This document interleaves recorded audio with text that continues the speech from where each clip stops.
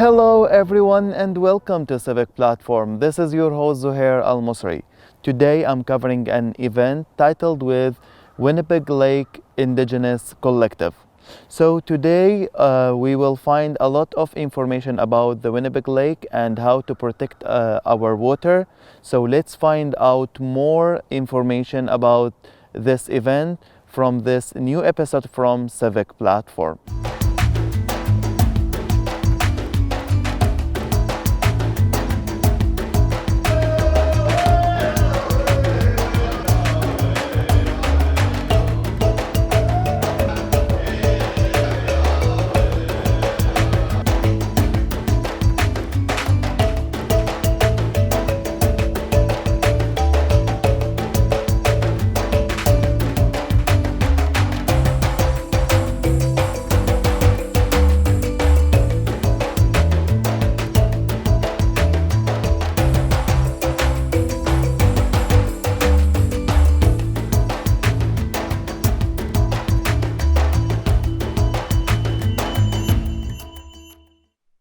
Sure. My name is Daniel Canoe. I'm the director at the Lake Winnipeg Indigenous Collective.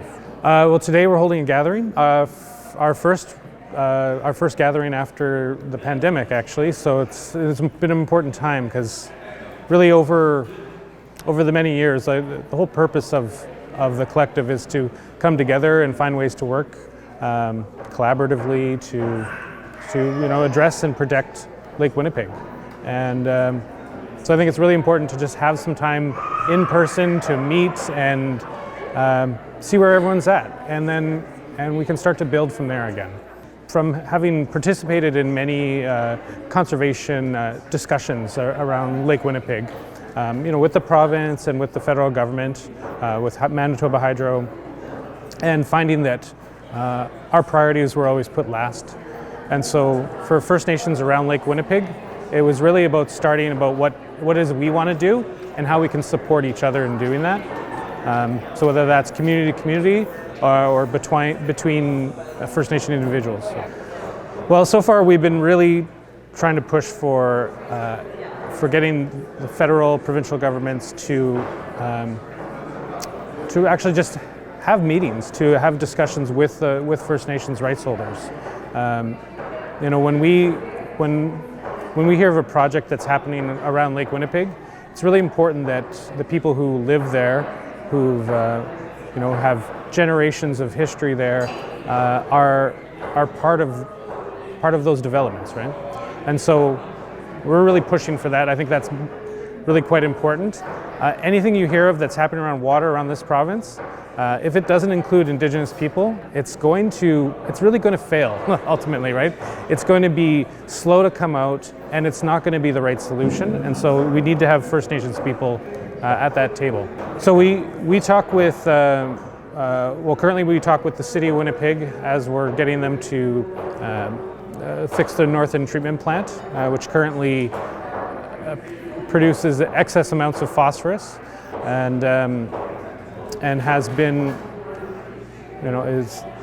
since 2005, the government said that they wanted to improve it, but they've been very slow to actually make those changes, so we're pushing for that to happen.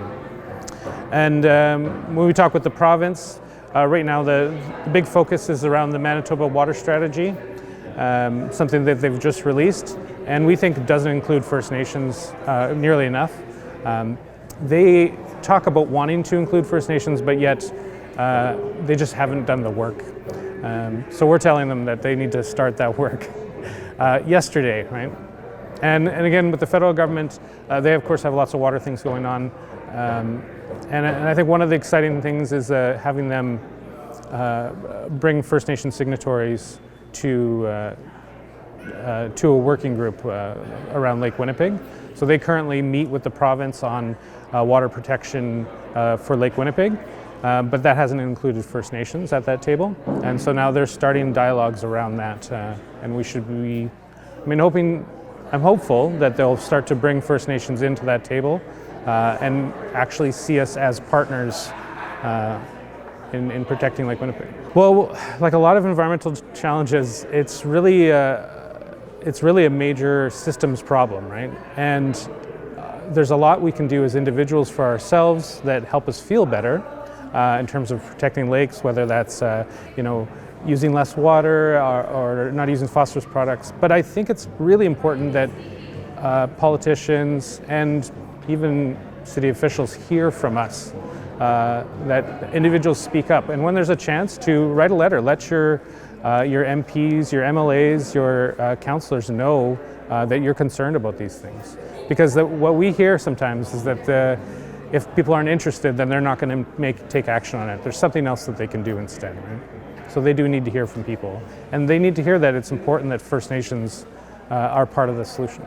With First Nation youth, what we'd like to see is that they have connection to cultural ways, and then they have access to elders and people who live on the land, and get the opportunities to go on the land themselves. Starting there just forms a real basis for what they can, how they can participate. And while I think they are carrying traditions forward, and you see it more and more, young First Nation men and women really taking a stand, learning their language, doing that work. But they're also bringing new ideas too, right? And I think that that's an important part of First Nation culture. It isn't just set in an old tradition, but it is something that continues to evolve and adapt, and really is responding to the land as it is now, and not just as we have known it traditionally. That's an interesting thought. I mainly think that people will find ways to lift themselves up and do so really within a community, right? So if you're alone by yourself out there trying to do this work, you'll never succeed, because it'll just weigh you down, right? So what you really need to do is gather people around you, right? And so for a young person, they need to find some of those connections within the community. And hopefully, the collective is helpful in that, but I think there's lots of organizations, elders who are out there and trying to make themselves available. And then there's young people themselves who are forming coalitions and who will take a stand and go to take these issues to the government or even to their own First Nations, right? If you look at the way Canada formed and set up treaties, there is definitely an effort to break us apart, right, and split up First Nations so that we wouldn't have a strong voice together. And you can see the effects of that today, right? We are separated, right? So the coming together is still very important. There is multiple organizations, and there's also a lot of big issues. So we talk with each other and to try and figure out the best way that we can support each other in what is going to be a major multi-generational project, right? Both protecting Lake Winnipeg, but also ensuring the future for our youth and for the land. I think for newcomers, the newcomers I've met have always presented really interesting things about Canada, about First Nations, about this place we live in, and because they bring fresh eyes, right? And one of the things that I think is important is just getting to meet people, right? So meeting First Nation people, obviously, people who live in the city, and if you ever get a chance to, be at a powwow or a Manitowabi or other areas where there is lots of First Nations, I think that's a really helpful way to just start to get to know what it's really like, because we're all very, very different. Like, I would say the same with newcomer communities, right? There's no one newcomer and there's no one First Nation, and so it's really important to starting to get to know some actual individual and people, right? In a lot of ways, you can't really believe a lot of what the media has said about us, like the movies and stories and things like that, because there is a lot of racist ideas about how First Nations are, how they are, right? There's one way of being a First Nation, and that's just not the way it is. We're parts of our community, and we're complicated and interesting, so I really welcome people to get to know us as best they can, right?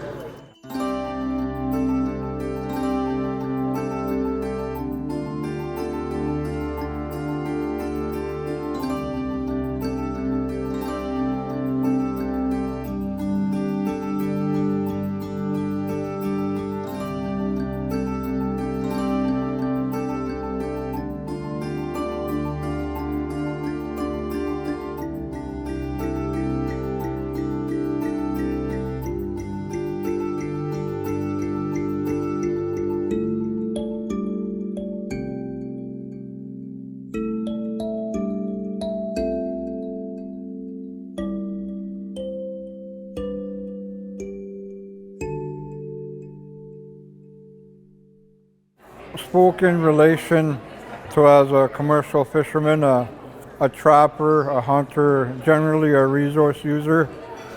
The adverse effects, cumulative effects we've endured the last half a century or so since development, and our people have learned to adapt and cope and try to do the best we can to provide for ourselves in exercising our inherent treaty rights, our rights to commercial fish, our rights to the trapping, and basically just the rights to human life. How our people have sustained themselves for generations, and that's being altered. The natural environment, the fish, the waterfowl, the four-leggeds, the water animals, everything, the medicines that grow on the land, the berries, everything's been altered, and it's made it difficult for our people to sustain themselves, and our people our generation, especially our next generation, are still dramatized. We don't see too many of the next generation continuing with these traditional activities because it's somewhat difficult to provide and sustain for yourself through these activities or people once enjoyed in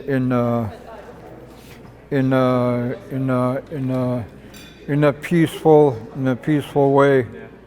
Well, I would like to see, first of all, with our people, I would like to see our people trained and understand these fields and these natural fields like natural resources, to be trained and understand the scientific, be involved in this process and going out to actually collect data, what is happening out there.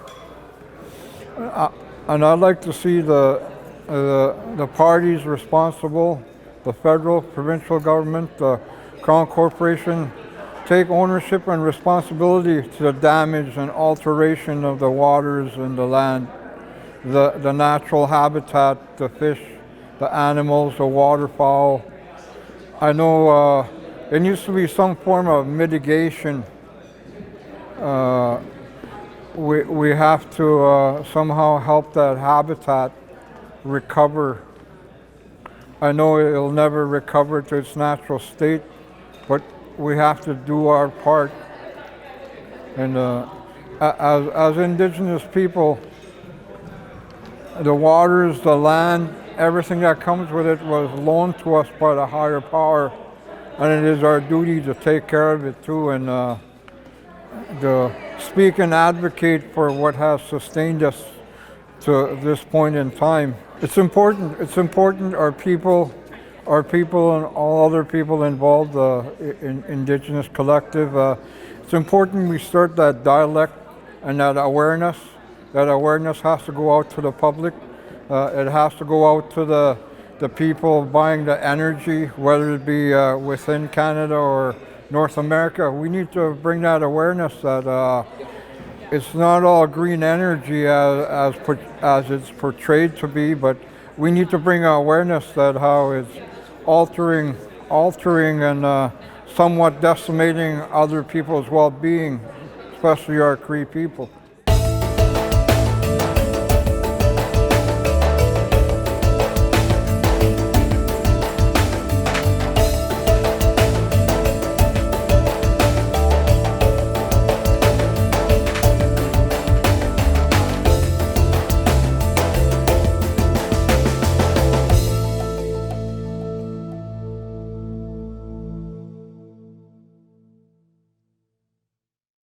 Bonjour Anin, Mike Sutherland Dejani Kaz, Peguis Donji, Tatankamani, Walking Buffalo is my spirit name. My name is Mike Sutherland, I'm from Peguis First Nation, and I'm the director of our Consultation and Special Projects Unit. Well, I'm going to introduce my office and who we are. We are actually a consulting firm for Peguis First Nation. We are an incorporated entity. We do all their environmental hearings. We do all our Section 35 consultations. We fight for our treaty and Aboriginal rights, our traditional territories, when they're impacted by government, industry, legislation, or whatever it may be, right? And so that's our job, that's our role for our community. And our traditional territory is vast. As Peguis was one of the major First Nations here going back the Chief Peguis era 300 years ago. So, our job is immense. We have many projects on the go. We have many different departments that I'll talk about today. But my presentation today is also on balance.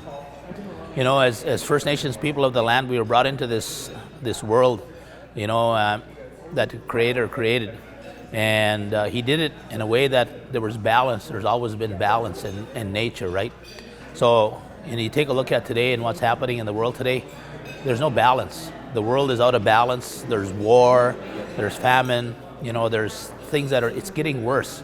But more so, there's weather impacts to the water, impacts to the oceans, climate change, melting of ice, and so on. It's because the world is out of balance. And we're out of balance because our people are out of balance, our communities are out of balance. As individuals, we're out of balance. And we have to start changing the world by bringing balance back into our own lives. We see diabetes, heart disease, and rampant, not just with First Nations, now with citizens throughout the world, right? This is because we live life in an unbalanced manner. And it starts with us in that spiritual way, representing who we are as people and honoring the Creator and what He's given us. And that's the beginning of balance, and that's what we have to talk about. If you take a look at Yellowstone National Park, for hundreds of years the wolves have been decimated out of there. And the wolves are her brother. My clan is Maingan, Dondam, Wolf Clan. And we are so a part of Mother Earth. And we're brothers to the wolf. The wolf are brothers to us. And you take a look at Yellowstone National Park, because of ranching the last 200 years, they decimated the wolves, right? And then the biologists come along and they do the same thing to protect the ungulates, the four-legged, the deer, the moose, the elk. But in doing so, the waters are dying. The rivers, lakes, streams, bogs, swamps, they're dying. And 25 years ago, the government out in the U.S. implemented a program to bring the wolves back into Yellowstone. And what they've done is they brought a natural balance to that environment, because they were not a part of that anymore for 200 years.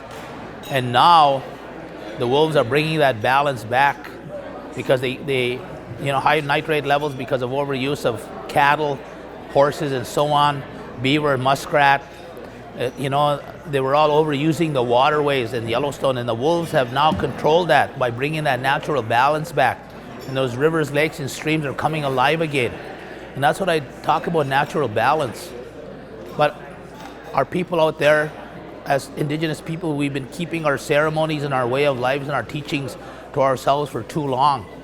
We have to start sharing that now, so that the rest of society, the rest of the world could understand where we're coming from when we talk about that balance in Mother Nature that the Creator has provided us. And we have to start bringing that back in all our teachings.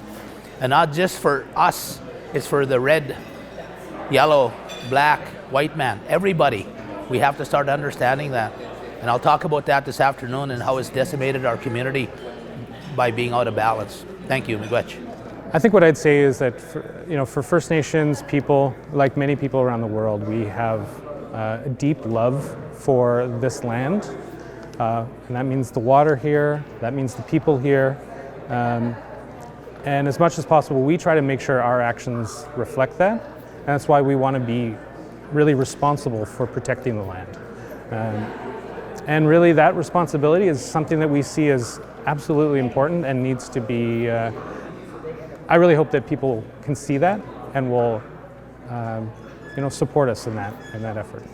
We reach the end of our episode. Thank you for watching. If you like this episode, please like, share, and subscribe, and wait for a new episode from Civic Platform.